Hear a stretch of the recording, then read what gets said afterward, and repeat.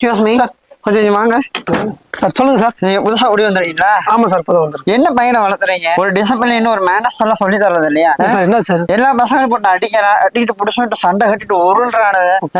என்ன ஒரு பெரியவங்க ஒரு மதிப்பு தர்றது இல்ல.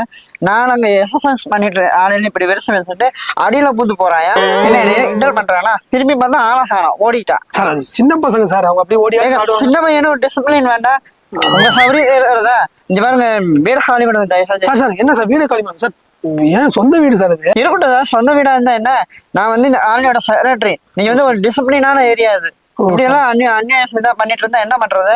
சார் சாரி சார், நான் பையனை சொல்லி வைக்கிறேன் சார். உங்களை பார்த்தோன்னே கொஞ்சம் மரியாதை கொடுக்க சொல்றேன். ஒண்ணும் நீங்க வீடு காலி விடுங்க. என்னன்னா பையனை உடனே ஹாஸ்டல்ல சேர்த்துங்க.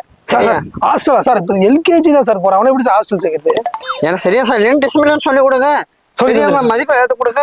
பசங்களை அடிக்க கூடாது, இது பண்ண கூடாதுன்னு சொல்லுங்க. சொல்லி கொடுத்துறேன் சார், சொல்லி கொடுத்துறேன் சார். தெரிஞ்சுக்கோங்க. என்ன வாங்கிட்டு சொன்னாங்கப்பா. என்ன வெட்டி நாயம் பேசிட்டு இருக்க?